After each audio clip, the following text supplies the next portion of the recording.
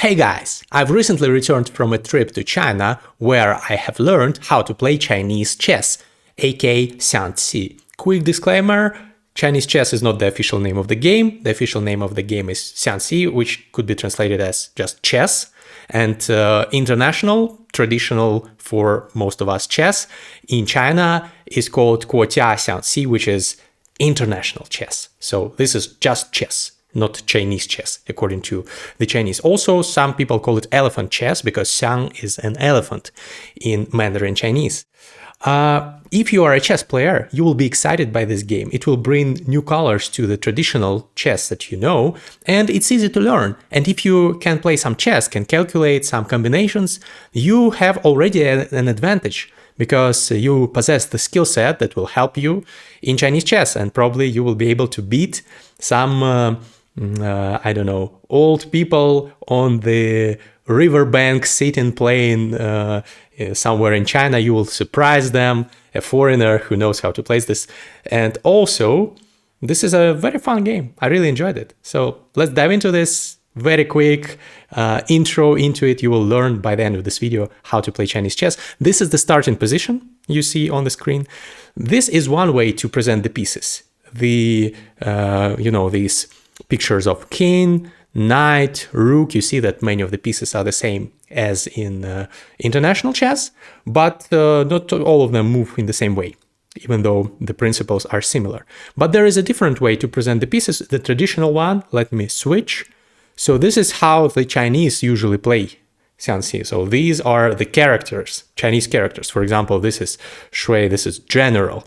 This is at the center of the board. So for example, the pawns are here, 5 pawns for each side. They are called soldiers, pin. So in Chinese, and it's weird, but there are different characters sometimes for the same piece. For black, soldiers look a bit differently, even though they are the same pieces. So I will show you the, let's say, European, international mode of displaying pieces in XIANGQI because it is easier. But I will also sometimes switch for you to get a command, a rough knowledge of how they look in China, because in China, if you play some granddad on the street, the chess set will be with the characters. And also I bought actually a XIANGQI set. Here it is on the picture. I've played a game against my girlfriend. We both learned the rules. She likes playing ordinary chess as well, even though she's not as good as I am. And to my surprise, I managed to create a beautiful combination in this game, even though I'm like a newbie, I'm a noob in Chinese chess, but the skill set is translatable, so transferable, I think this is the word. So you're going to enjoy this, guys. So this is the starting position. The difference, the key difference between international chess and Chinese chess is the fact that pieces stand not on squares, so they stand on the corners of the squares of this grid. So I'm now highlighting the places where pieces or pawns can be positioned. So these are the spots where you put them. You put them not on the square as you do in traditional chess for us Europeans or Americans, but you put them in between, which is a fascinating idea. This is why there are not, the board is similar, but there are not 8 files, but there are actually 9 because there are like mathematically intersections, 9 intersections here. If you count from down to up, actually, it's 10 intersections. Sorry, 10 intersections here and 9 intersections if we count the horizontal lines. So here there are 9 intersections, 9 files. So it's a 10x9 board, not 8x8 as it is in the international chess, but it's very similar. Also, you should note that there is a river, so-called river, along this file and this file, this line, are the borders of the river. And actually, this game emulates a real historical battle between some old Chinese, ancient Chinese troops who protected their territory along this river. If I have Chinese followers, subscribers, please write more about this battle in the comments. I'd be delighted to learn more about it. But it's a very ancient game. It's actually older than international chess, because the rules have been there for like a couple of thousands of years. So this is really cool, and this is a historic battle illustration.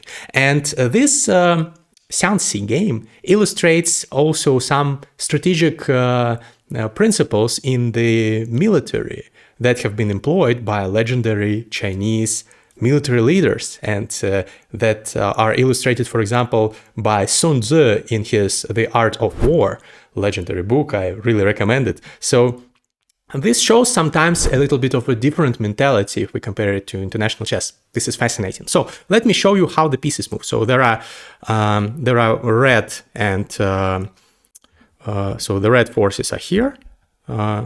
They have 9 pieces here and 2 more pieces here, so 11 pieces and 5 pawns.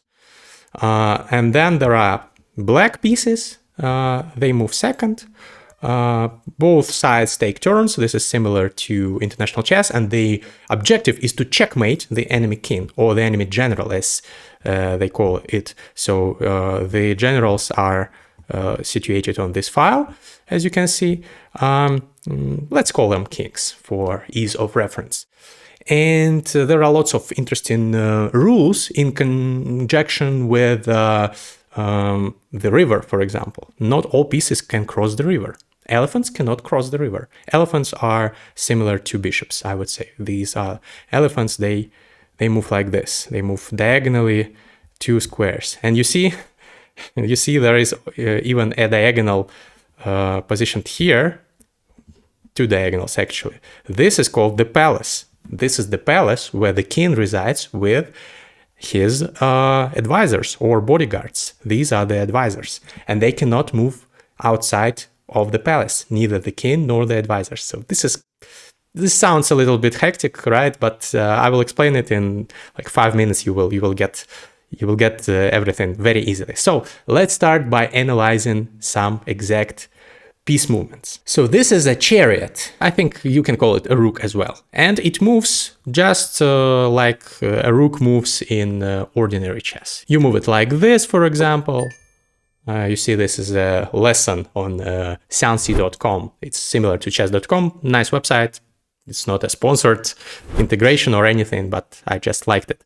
So I'm showing this to you. So it can move like this, it can move like this, it can move like this, any number of squares, it can cross the river.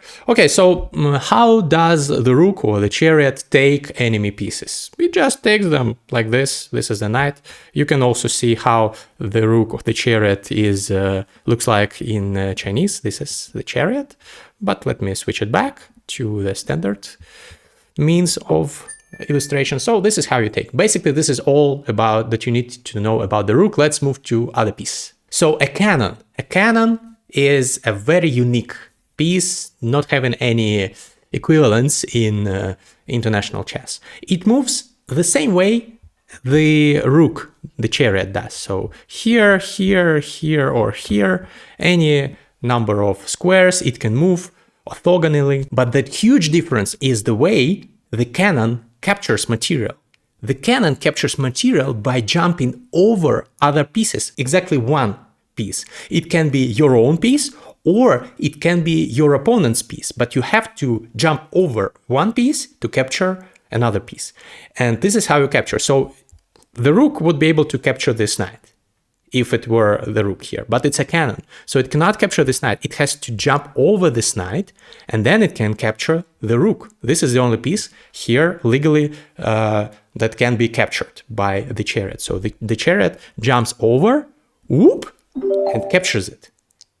Please note that it's not like checkers, where you jump over a piece and you take the piece that you jumped over. No, you take not the piece that you jumped over, you take the piece next to it, the next piece. So you see this position. Here I have 2 chariots. This chariot can take this rook, for example, And this chariot can take this knight, for example, like this. So this is the way it goes. Very, very weird. For me, this was the weirdest part of Chinese chess. The rest is much easier. So let's analyze other pieces. Also, cannons are very strong, one of the strongest pieces in XIANGQI, but when you go into an endgame, their importance diminishes because there is not enough pieces to jump over. So cannons are very, very strong in openings, but they are weaker in endgames. And the rooks, the chariots, are the strongest pieces. According to all experts on XIANGQI, they are worth like 8 points of materials, whereas cannons are worth 4.5. Now we analyze the knights. The knights or the horses, you can see how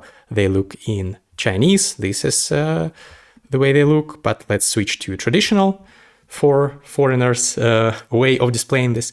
They move very similarly, also in an L shape. So this is one move the knight can take. This is another direction. This is another direction. But the knights do not jump over pieces. This is the problem for many chess players, international chess players, when they play XIANGQI. They are used to the fact that knights are jumping.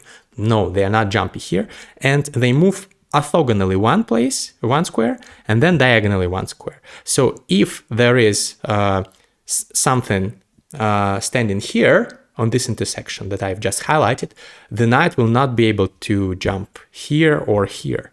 It will be able to jump here in that case, but it will not be able to jump to the two squares highlighted previously. So this is a tricky part. All the rest is very easy. So this is how you jump with a horse. This is a good example.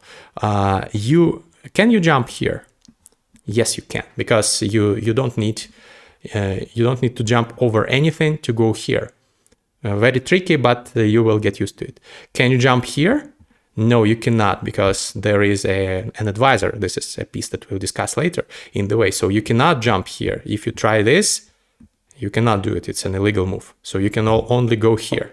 This is a legal move. Okay, now we analyze pawns. Pawns move forward before crossing the river. So they go one step forward. This is how pawns move. Then they cross the river, they go again one step forward. Also, I can display the Chinese way of showing the pawn. This is the soldier in Chinese. So back to the normal notation for us. After crossing the river, a pawn can move also one position forward, but also one position left or one position right. And this is how it moves. So we go, for example, here. The website wants me to go sideways. Okay, let's go sideways. This is what they wanted to do. We go backwards. Now we can go forwards again, but we could go any direction from here. So let's go forward. How the pawn takes is same as it moves. It can take like this, or it can take like this, or it can take like this. So this is kind of standard. There is an important caveat here that the pawns do not promote. Once you get to the last square, you cannot promote into a different piece, and also you cannot go backwards. This is an important thing. So pawns do not go backwards. So once you reach the last rank, you can only travel sideways via the last rank, left or right. This is the only thing you can do. For example, like this, like this, like this. This is how it works. Okay, next piece. The elephant, Xian, moves diagonally. The piece that gave the name to the game moves diagonally. It's similar to a bishop, I would say. In Russian, for example, bishops are called elephants as well. Did you know this?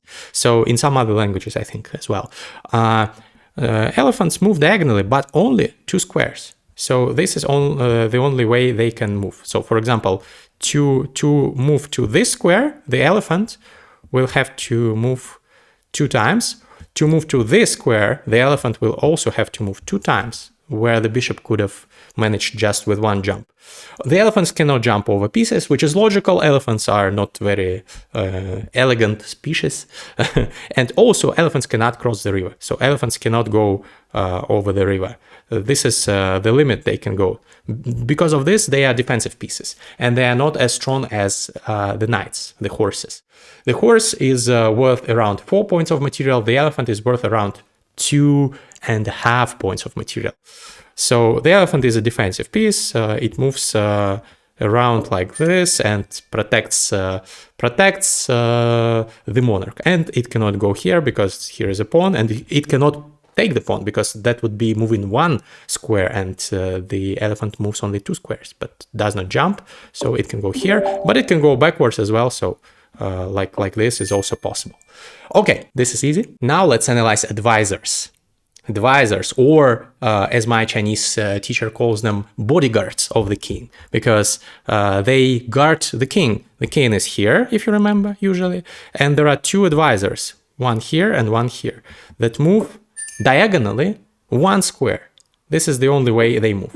So they move 1 square diagonally, they take pieces in the same way, and they can not leave the palace, which is important. They guard the king, so this advisor or counselor or bodyguard can take this pawn, but it cannot take this pawn. It cannot go like this, because this is the palace. These are the borders of the palace, and neither advisors nor kings can leave the palace. So let's just take this pawn.